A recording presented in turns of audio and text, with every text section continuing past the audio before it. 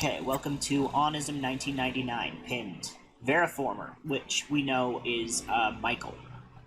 Welcome guests, I am Veriformer, co-founder of the Onism1999 forum. Onism is a group that was founded to discuss things that you aren't allowed to discuss in public. The topic that makes hairs crawl on the back of your neck.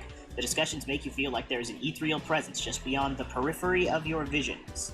Conspiracies, the occult, and the supernatural. We are the ones who think the thoughts that society doesn't want us to think. Together we'll surf the astral waves and discover the hidden meanings of life. I'm happy you decided to take this journey. Your life will never be the same. The kerning on this page is weird. Why Onism is important and why we created it.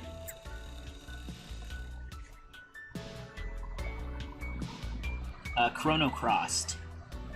The world can be a lonely place. Sometimes we have to pretend to be people we aren't just to convince others to keep us company. I think that's tragic, but it's the reality of being a subnormal human. For some, our thoughts can be weird and divisive, but there are things we know to be truth that others will never be able to see as fact. There are only so many times people can laugh at you for searching JFK assassination every night. Dude, that's not normal. Get a different hobby. Before you start to feel like a pervert for having an interest in unexplained things. Or in the unexplained. When I met Veriformer in an IRC chat, I had a blast discussing the afterlife, ghosts, and other conspiracies. I finally felt like myself. I was me, and I was proud of who I was and the things that interested me.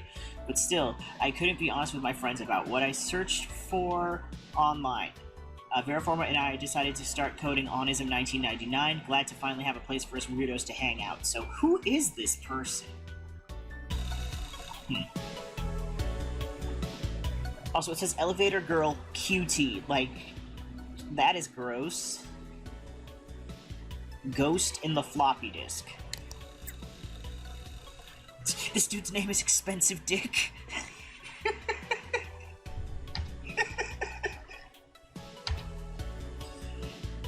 We finally got a CDR last week, but when I put it in, I couldn't figure out how to fit it without taking out the A drive, so I took that out. The only problem is last night I wanted to play Doom, and I had installed it for Roller Coaster Tycoon. I didn't want to uninstall that because it took so long to install in the first place. Man, old computers really sucked. So I was driving outside when I see an abandoned computer on the side of the road, so I see where this is going. So I take it, I open it up, not bad specs, 24 megabytes of memory, 300 MB HDD, and a video card that I couldn't quite figure out what it was. So I had opened it up to figure the specs when I decided to stick the floppy drive. So when I get it all set up, I find my Doom floppy and insert it, and then the strangest fucking thing happens. I shit you not, blood, dark and shining, comes pouring out from the bottom of the computer. I started screaming, my parents came in, and they start looking at me like I'm crazy. I eventually calmed down, and I explained to them what happened, and they told me I had to stop lying, and they took my computer away for a week, so I was pretty depressed. Then I went back to the room to sit at the desk and pretend to be playing on it. What? When I noticed the trash can, so I walked over to it, and look what I found, all that blood, image removed by mods. Dude, that is so gross, no one wants to see that, not even funny. Ew. I'm not reading that. How are you posting this if they took your computer away? I'll never forgive you. Lulled. Okay, so this is clearly a troll post, but it also just fits the format of, like, most creepypastas related to video games.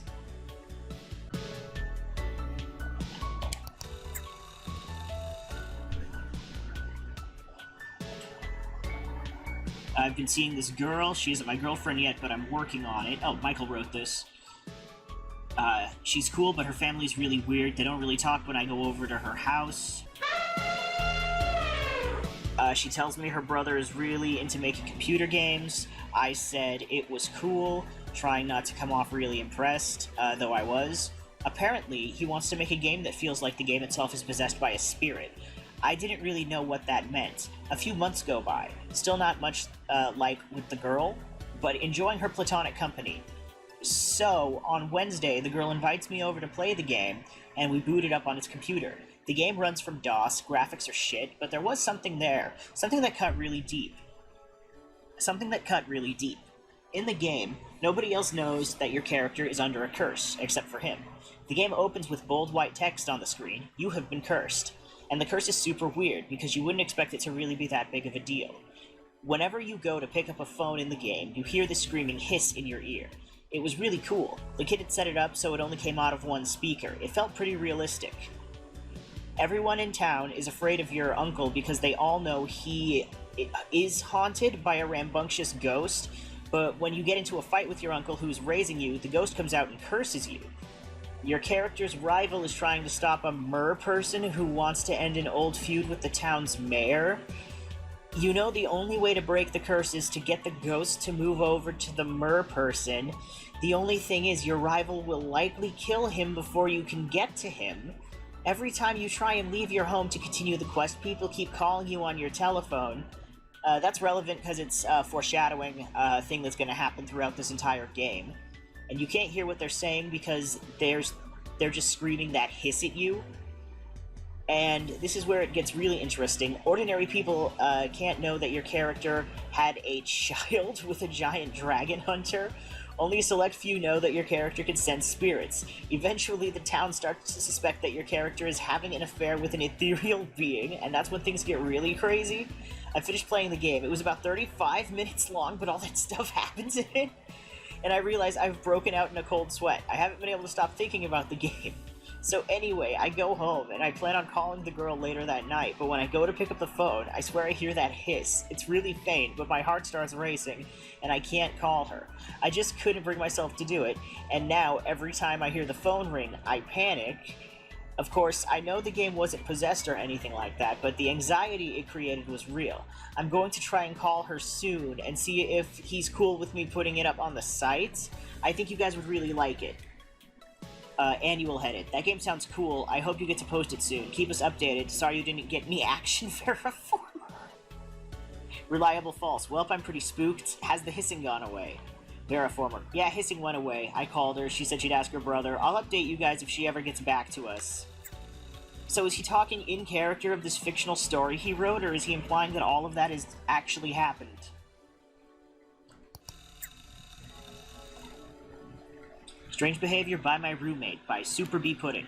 I think my roommate may be possessed. Like, seriously, I come home and I find him kicking my cat, my beautiful, wonderful, perfect cat. So I asked him, what in the name of all that is holy is wrong with him? And he just starts screaming at me, words I couldn't understand. I think it was Latin. As far as I know, he doesn't speak Latin, so what do you guys think? How likely is it that he's possessed by Satan? Okay, so I've heard people say that there's a good chance that Super B Pudding is Sammy, in which case, is she referring to Wilhelm here? Novel Granola. Is that all he did? Scream in Latin and kick your cat? Fucked up, but not really a sign of possession. Did his head spin, or did he throw up any weird juices? He's been really late on his rent lately, and he built this weird altar in his closet to the almighty US dollar. He became very depressed because his coworkers all died in a tragic freak accident. That may or may not have been his fault. I think he killed them all? Or murdered them all? Defuck? What kind of freak accident? He worked in a lab doing research, then some seal or something broke and everyone died except for him. It was traumatizing. I think the trauma from the event caused his soul to become broken so he could have his soul entered by the devil. Thoughts, guys? Okay, so this girl is absolutely batshit insane. That's my takeaway from that.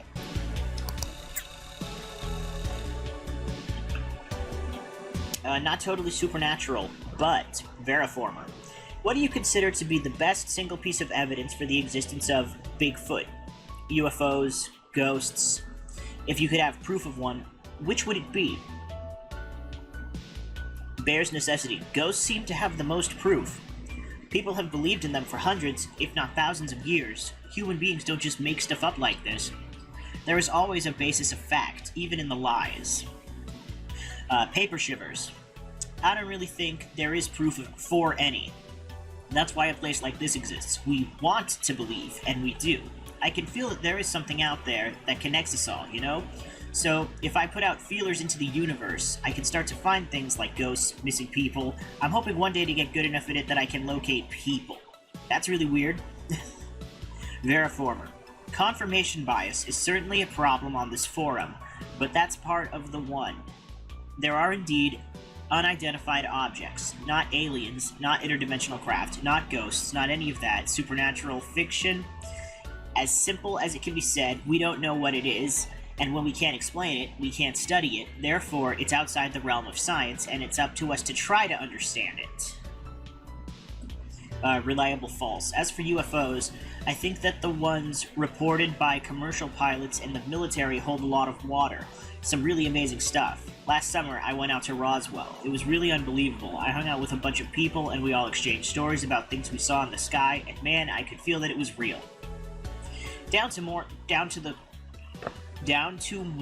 core. Ghosts have a nice amount of proof too. Ghosts we call them spirits, and I have extraordinary first-person evidence. I have had visions, full-on contact, and demonstrations.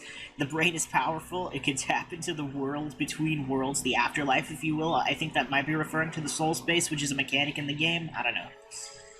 It is sensitive to image induction or visualizations originating from another source, such as a different entity. The more open-minded you are, the more you can feel ghosts out there. Be open-minded and you'll feel them too. Bears necessity. At reliable false. Amen. Ghosts are real. The dead aren't gone forever, and they never will be. This is like something that somebody would actually write.